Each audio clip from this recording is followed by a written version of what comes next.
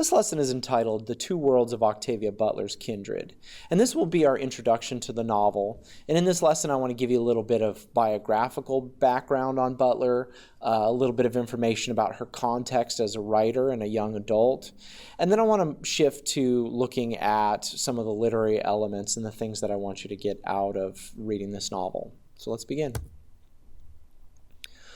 Octavia Butler was born in 1957, and she came of age during what is now known as the golden age of science fiction. Now, golden age sci-fi tended to be written by white men for white men, usually teenage boys. We see that examples of that in things like the image in the center here. Very often these books and magazines and movie posters featured, helpless, semi-undressed women. And golden age sci-fi gives us, a lot of the stereotypical elements that we think of when we think of science fiction, laser guns and rocket ships and evil robots and invading aliens. And usually there's some, white male hero who comes and saves everyone. And that's golden age science fiction. And golden age science fiction was also usually written by people with, men with science backgrounds. I'm thinking of writers like Arthur C. Clarke, who wrote 2001: A Space Odyssey. He's a trained engineer. Isaac Asimov had a PhD in physics. He's best known for writing I, Robot and Foundation. And so, as I said, this is very much a white male art form. Butler came of age as a writer in what we now call the second wave science fiction. And this is a picture of Butler here on the left, obviously a woman, obviously an African American.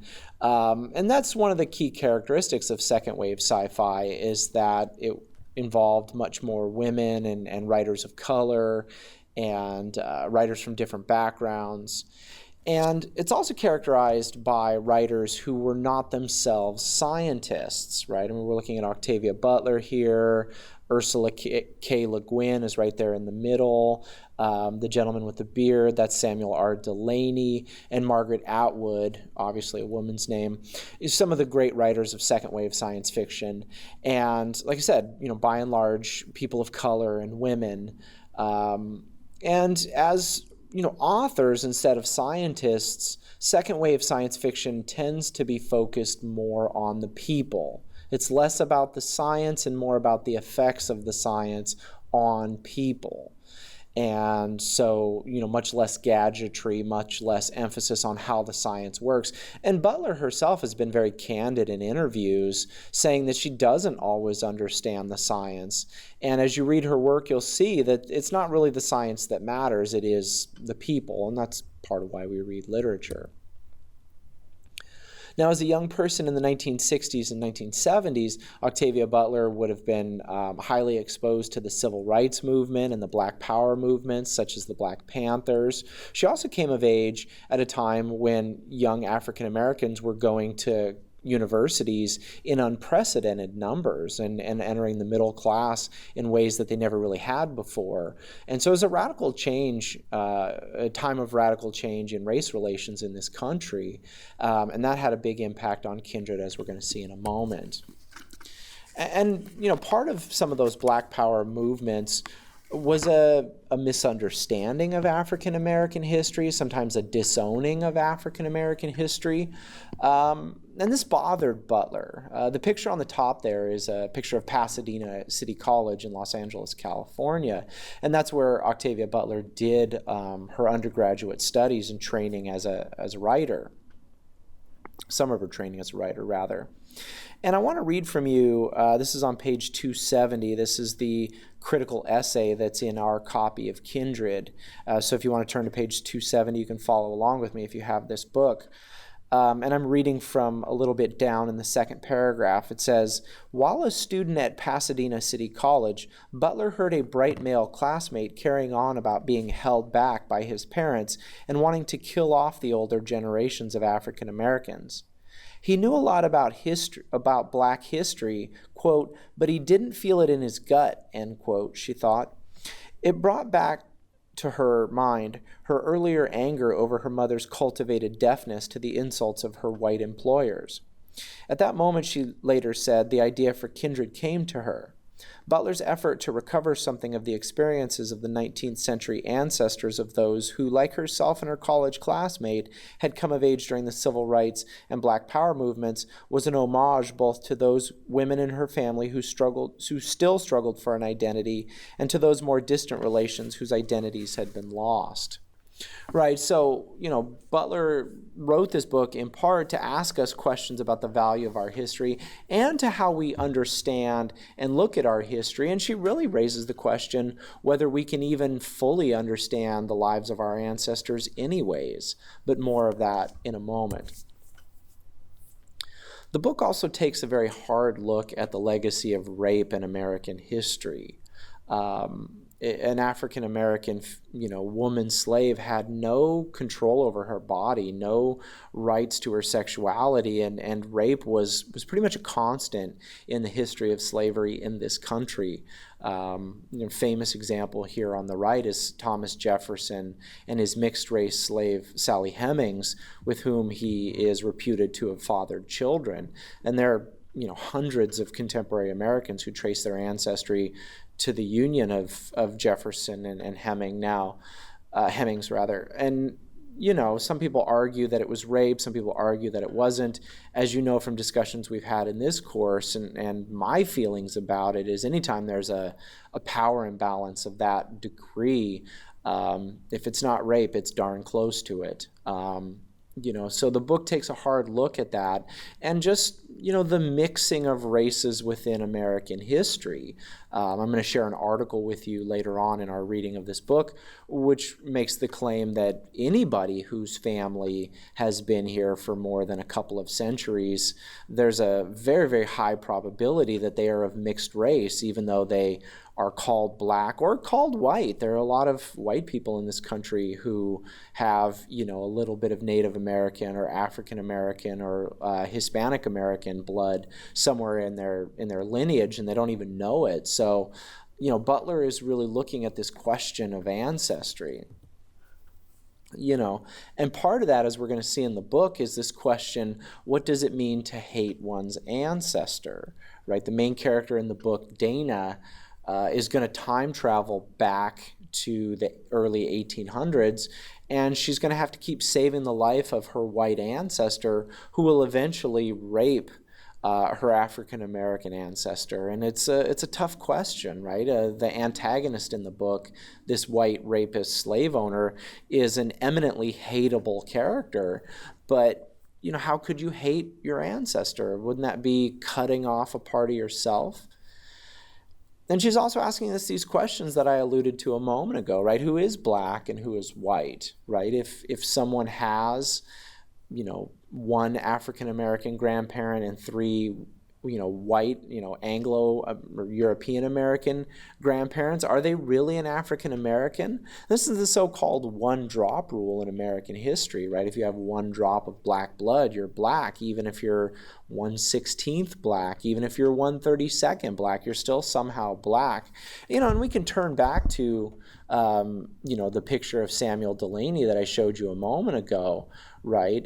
Delaney here, on the right at the bottom, the gentleman with the beard, is considered an African-American writer, but you can tell he's mixed race and quite light-skinned. So is it accurate to call him an African-American? Is it accurate to call Barack Obama an African-American? What about Tiger Woods? And we're going to watch a clip from the Chappelle Show in which Dave Chappelle challenges us with that question, like who exactly is Black and who is not?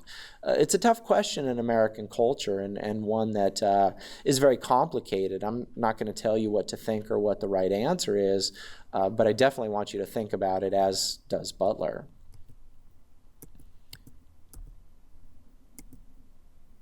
So like I said, it's a time travel book. It's, Butler's work is usually found on the science fiction shelves in your local bookstore or library. But the book is very vague on how the main character, Dana, ends up in the past. She just kind of gets dizzy and falls to her knees, and she sits up, and there she is back in the 1800s and clear on the other side of the country, right? Dana lives in Los Angeles, but she's also teleported to this plantation in coastal Maryland. So, it's a time travel book. It's a science fiction book, but it doesn't have all the gadgets. And like I said, it's really about the people. It's not so much how Dana gets to the past, it's that she gets to the past and how she comes to understand it and understand herself. In fact, it's not even really clear what kind of book we're dealing with here, right? Is this some kind of alternate reality or universe? Although at the end we're going to see Dana and her husband Kevin go back to Maryland and see the places and look at the records, so it doesn't seem to be some kind of alternate reality or universe.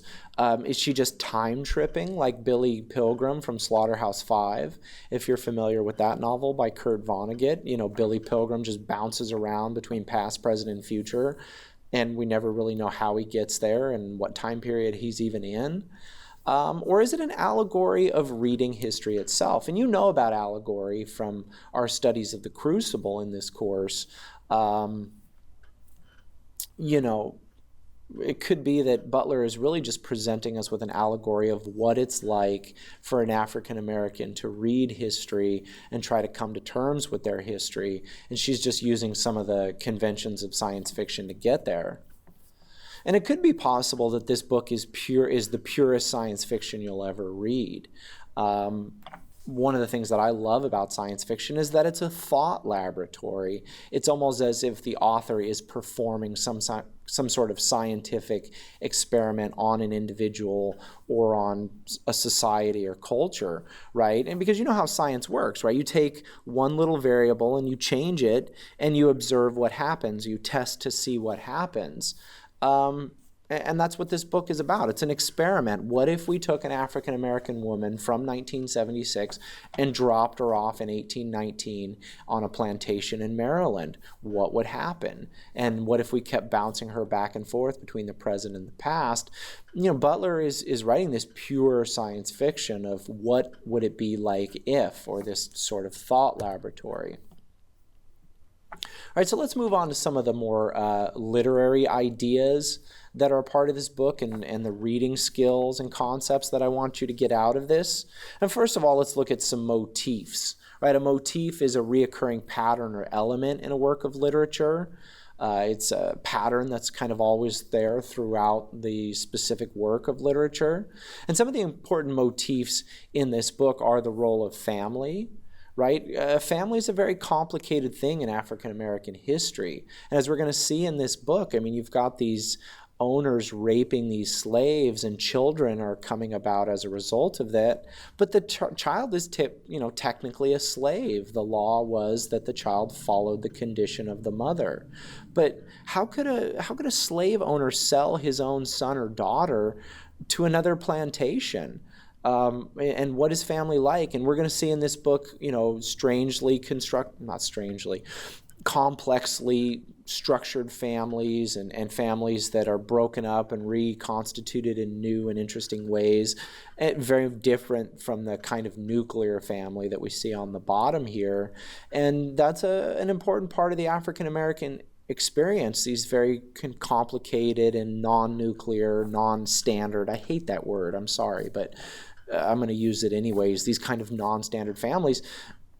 That's a part of the African American experience. And, like I said, I hate that word standard. That's very much the white model of the nuclear family. I'm just going to let it go at that. I'm sorry if that word bugged you. It bugged me too.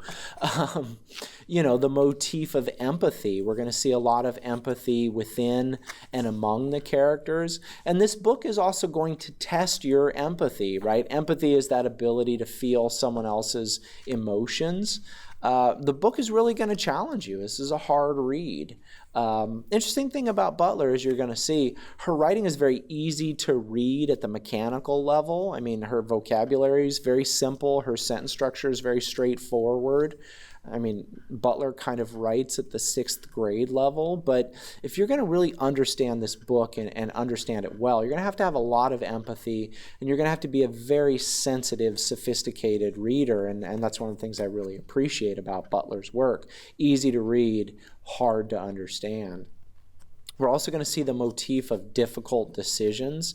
Dana's going to have to make some very difficult decisions, as are some of the other characters in the book. You know, and a life under slavery was very much about difficult decisions, about protecting oneself and one's spiritual and psychological well-being, while at the same time, you know, sometimes having to participate in awful things.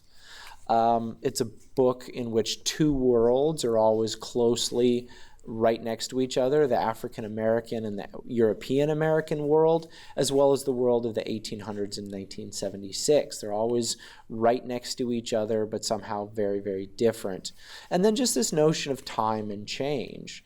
Dana will keep bouncing back into her history at various points, and we're going to see things change on the Wayland plantation where she ends up. Some more literary concepts that we're going to work with in this book, and that I'm going to give you the option to write about for your final essay project in this unit.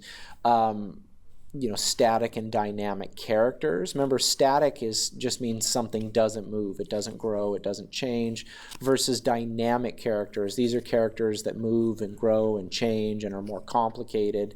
So I'm going to ask you to write about who the static and who the dynamic characters are in this book. Also, the concept of juxtaposition. This is where you put two unlike things side by side to compare and contrast. And we have an example of juxtaposition here in this picture in the lower left-hand corner, right? The bright, colorful, plastic, fun children's toy is juxtaposed against the cold, metal, dark green, you know, piece of war equipment, and there's this juxtaposition of the purposes of these two. But at the end of the day, they're still vehicles, right? They're still things you ride on. So, you know, that's what juxtaposition is. You're going to see juxtaposition of the white and black worlds in this book, as well as the juxtaposition of the world of the 1820s versus the 1970s. And finally, I'm going to ask you some questions about genre, right? Is this even a science fiction novel? It doesn't have the laser guns and the rocket ships and the time machines and the evil aliens and the mean robots and things. It doesn't have any of those things. So does it even count as a science fiction novel? Butler herself is famous for describing the book as a, quote, grim fantasy. So maybe that's what it is. Or maybe it's realism, because you're going to see the rest of the book is just as realistic as Of Mice and Men, or, you know, any other work of realistic fiction you read. But there's just this thing about the time travel. So, you know, I'm going to ask you to make some claims about what genre this book should be and where we should be able to find it in a library. And so finally, I want to leave you with a quote, because one of the great themes of this novel is the fundamental unknowability of our history, right? We'll never really know history. We'll never really know what life was like for our ancestors. You know, we can apply empathy, we can try, we can read and imagine and dream, but as Dana herself says, that there are so many relatives that I had never known and would never know. And that's it. Thanks for watching.